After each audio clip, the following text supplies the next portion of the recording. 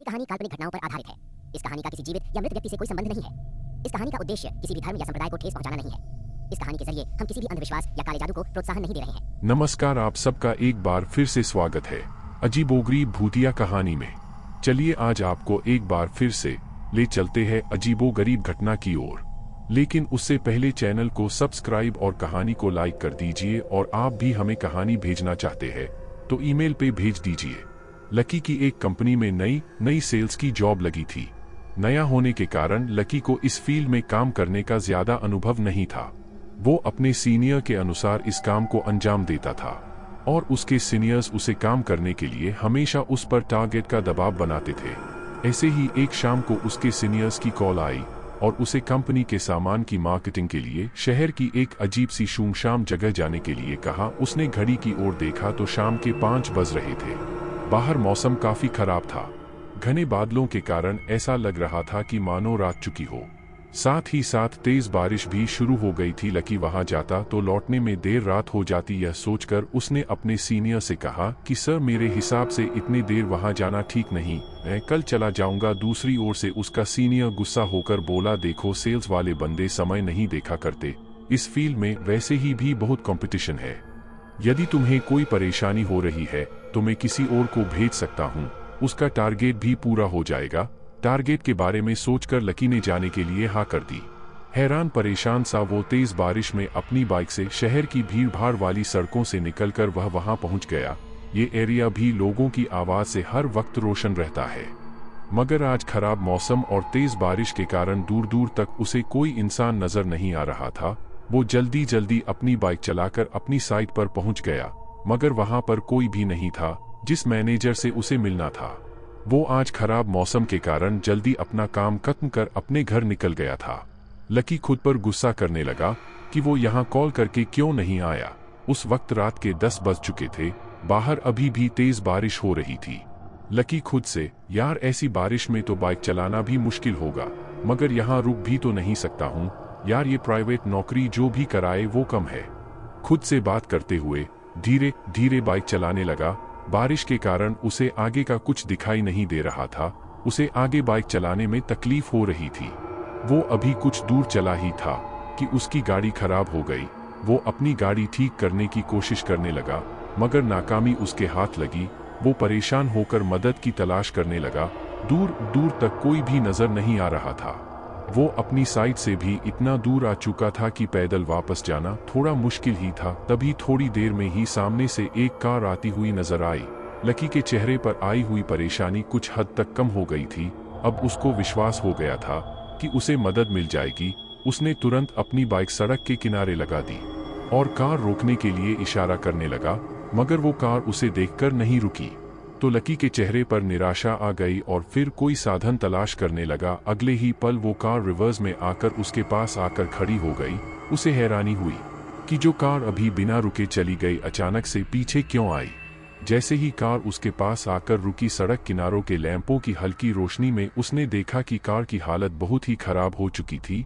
जगह जगह से उसके पतरे उतरे हुए थे, मानो किसी हादसे का शिकार हो गया हो। उसे इस कार को देखकर अजीब सा फील हो रहा था, मगर अचानक ही वो उसे देख सम्मोहित सा हो गया था। तभी कार ड्राइवर की भारी आवाज उसके कानों में पड़ी। हाँ भाई, कहाँ जाना है? कोई मदद चाहिए क्या? ड्राइवर की आवाज सुन लकी का सम्मोहन टूट गया।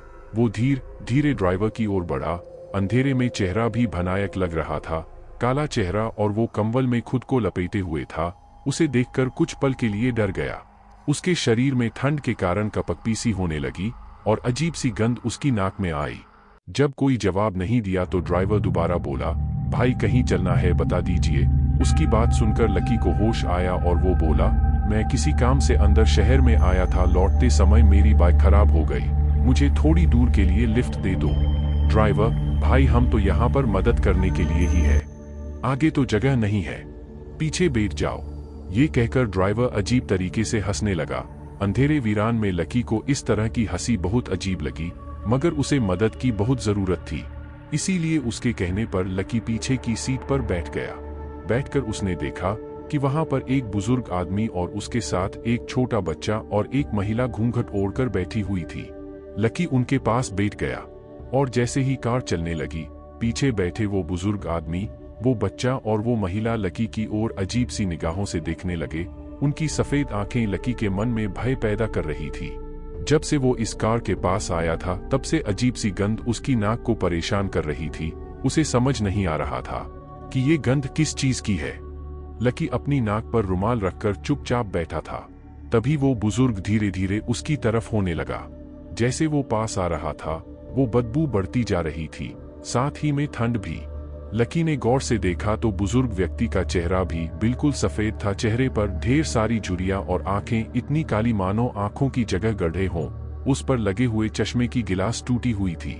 लकी डरते हुए साइड में होता गया। बुजुर्ग ने उसे कहा, बेटा कौन हो तुम? बहुत दिनों बाद इस रास्ते पर किसी सवारी को देखा है। बुजुर्ग के ऐसा बोलते हुए ही उसके साथ के सब लकी को और घूर कर देखने लगे। उन सबकी आंखों में एक खालीपन सा था। यह देखकर लकी थोड़ा सा परेशान हो गया था। लकी ने सिगरेट के लिए अपनी जेब में हाथ डाला तो उसके हाथ में लाइटर आ गया। जैसे ही उसने लाइटर जलाया वो बुजुर्ग डर कर उससे थोड़ा दूर हो गया, मगर वो अजीब सी गंध और अधिक आनी शुरू हो गई। लकी ने अपने हाथ में सिगरेट का डब्बा निकाला। वो बारिश में पूरा भीग चुका था। लकी ने गुस्से में चलती हुई कार से वो डिब्बा बाहर फेंक दिया और लाइटर अपनी जेब में रख लिया। जैसे ही उसने लाइटर को वापस अपनी जेब में रखा तो बुजुर्ग उसके और करीब आ गया और बोला, क्या हुआ बाबूजी, इस तरह परेशान क्यों हो रहे हो? कहते हुए वो जोर जोर से हंसने लगा। उसके साथ साथ वहां बैठा बच्चा और महिला भी उसके साथ जोर जोर से हंसने लगी। सभी लोग धीरे धीरे उसके पास आने लगे। बारिश में भीगने के कारण उसके कपड़े उनके शरीर से चिपके हुए थे।